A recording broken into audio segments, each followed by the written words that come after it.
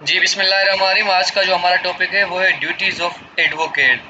ये professional ethics और उसके अलावा बार काउंसिल का जो एक्ट है उसका ये एक टॉपिक है। ये भी बहुत ही ज़रूरी है कि एक वकील को ये पता होने चाहिए कि उसकी कौन कौन सी ड्यूटीज़ होती हैं, उसके राइट्स क्या होते हैं, और जो लॉ स्टूडेंट्स हैं उनको भी ये पता होना चाहिए कि एक वकील की कौन कौन सी ड्यूटी और राइट्स हैं।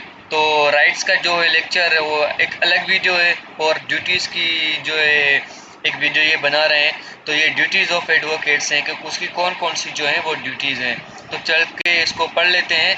जो canon of professional ethics and bar council का जो रूल है उसमें ड्यूटीज़ ऑफ एडवोकेट्स बताई गई हैं। तो duties of an advocate towards the court, जो कोर्ट के हवाले से एक वकील की ड्यूटीज़ हैं वो क्या क्या हैं। Duties of an advocate towards client, जो क्लाइंट है उसके हवाले से कौन कौन सी ड्यूटीज़ होती हैं वकील की। Duties of an advocate towards society, society के लिए क्या क्या वकील की ड्यूटीज़ हैं कि उसको जो है वो परफॉर्म करनी चाहिए। Duties of an advocate towards the bar council, जो बार काउंसिल होती है वकीलों की, जो जो वकील लॉ स्टूडेंट हैं, जो वकील हैं, उनको पता होगा कि बार काउंसिल क्या होती है। तो उसके रिलेटेड जो उनकी ड्यूटीज़ हैं, duties of an advocate towards opposite party and opposite council, it means जो आपके अगेंस्ट में पार्टी होती है वो, और जो आपके अगेंस्ट में वकील होता है, जो प्लीडर होता है वो, जो काउंसिल होता है, उसके लिए आपकी क्या क्या ड्यूटीज़ हैं। Duties of an advocate towards the legal profession, आपका जो प्रोफेशन लीगल, उसके हवाले से आपकी कौन कौन सी ड्यूटीज़ हैं एक वकील की होते नाते। ठीक है, तो ये हमारी ड्यूटीज़ हो गई। इनको हम एक वन बाय वन करके पढ़ते हैं। तो जो हमारी फर्स्ट ड्यूटी है वो है duties of an advocate towards the court. ठीक है, कोर्ट के हवाले से आपकी जो ड्यूटी है उसको हम पढ़ लेते हैं कि आपके जो है ना वो कौन कौन सी ड्यूटीज़ होती हैं। तो जो इसमें जो हमारी एक ड्यूटी है, duty to uphold the dignity and decorum the court.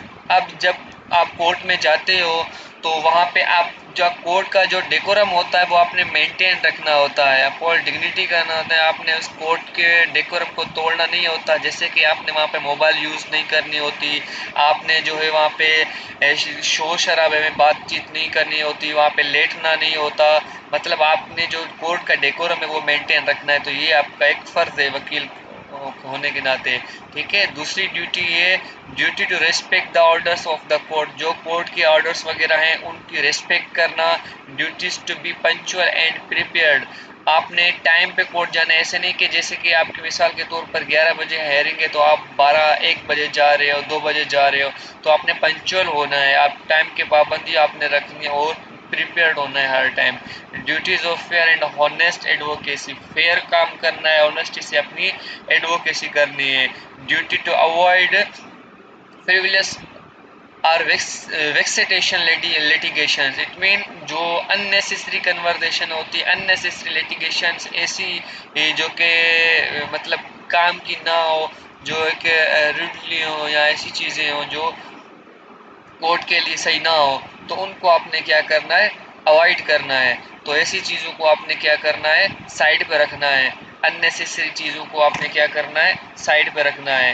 अब जो है हम सेकंड पर लेते हैं duties of an advocate towards client. Client के रिलेटेड आपकी कौन सी ड्यूटीज़ होती हैं।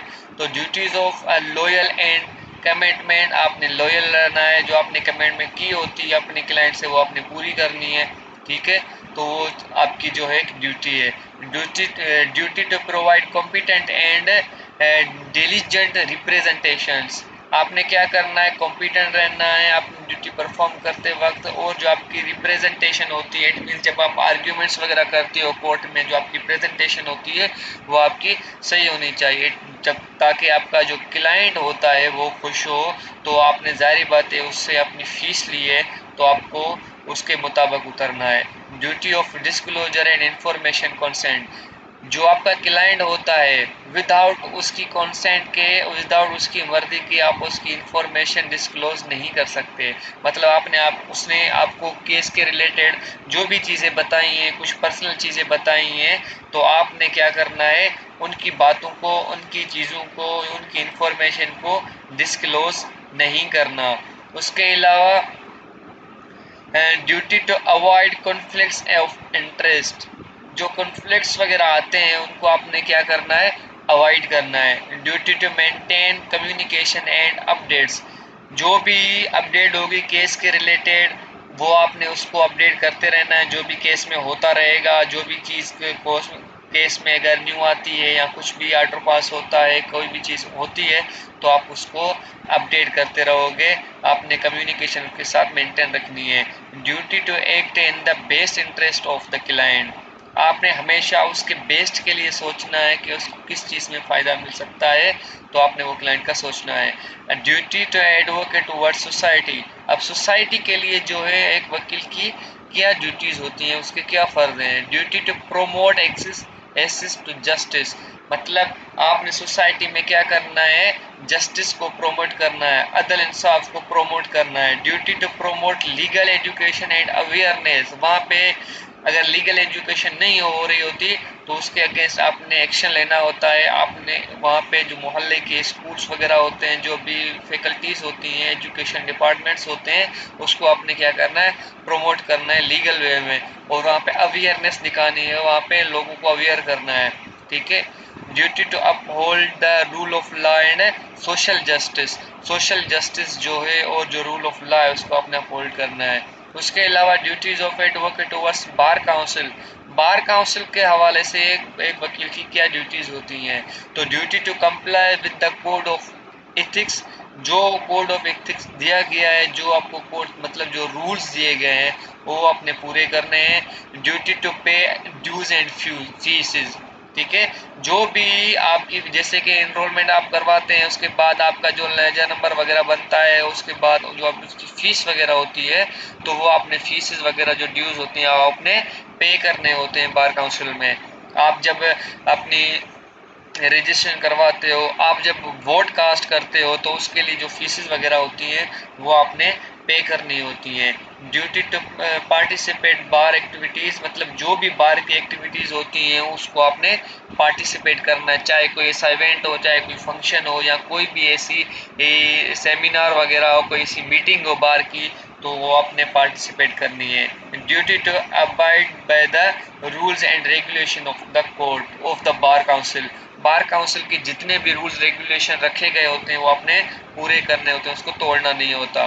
अब 5वें पे आ जाते हैं कि duties of an advocate towards opposite party and opposite council, it means जो आपके अगेंस्ट में पार्टी होती है उनका जो वकील होता है वो, और अपोजिट पार्टी, उन दोनों के हवाले से आपकी कौन कौन सी ड्यूटीज़ हैं। ठीक है, तो duties of fairness and respect towards the opposite party, आपने फेयरली काम करना है और अदर साइड की आपने रिस्पेक्ट करनी है। Duty to avoid conflict and interest with opponent, जो अपोनेंट साइड होती है उसको आपने कॉन्फ्लिक्ट से अवॉइड करना है। Duty of professional courtesy towards opposite counsel, यहाँ पे सब ये चीज़ें बताई जा रही हैं कि आपकी ड्यूटीज़ कौन कौन सी होती हैं। अगर कोई आपका क्लाइंट है, जो अदर साइड क्लाइंट है, अदर साइड काउंसिल है, आपने उसकी रिस्पेक्ट करनी है, आपने उसका ख्याल रखना है, कॉन्फ्लिक्ट्स पैदा नहीं करना। अपनी जो काउंसिल है आपने वो आप प्रोफेशनल हिसाब से आपने कोर्ट में देनी है।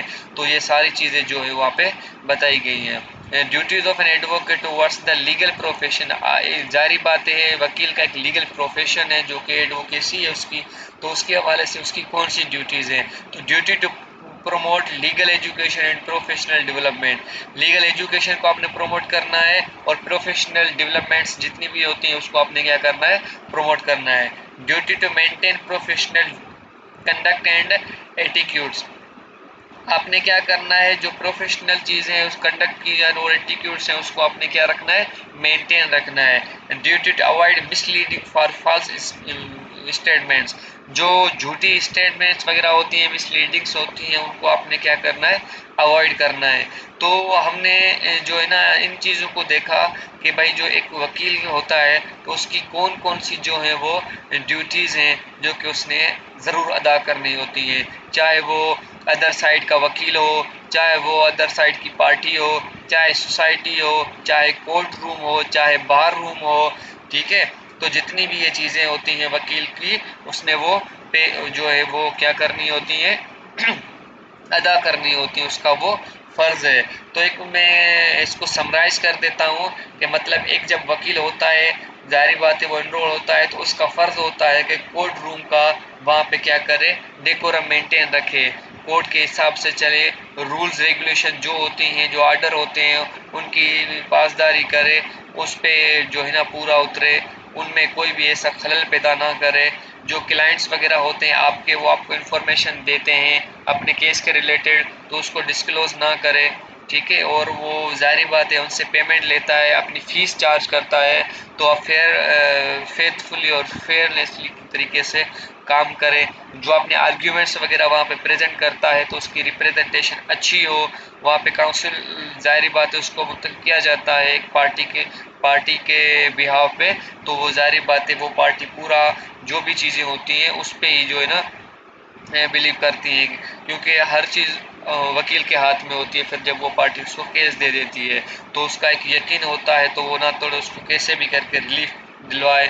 और बार के हवाले से जो भी रूल्स वगैरह होते हैं, एक्टिविटीज़ होती हैं, हर चीज़ में उसको अवेयर रहना होता है। आप अगर एक सोसाइटी में रहते हो तो वहाँ पे सोसाइटी में क्या क्या देख रहे हो आप, जो भी ज़ाहिर बात है आप एक एजुकेटेड पर्सन हैं, आप एक वकील हैं, आपके पास लॉ नॉलेज है, ठीक है।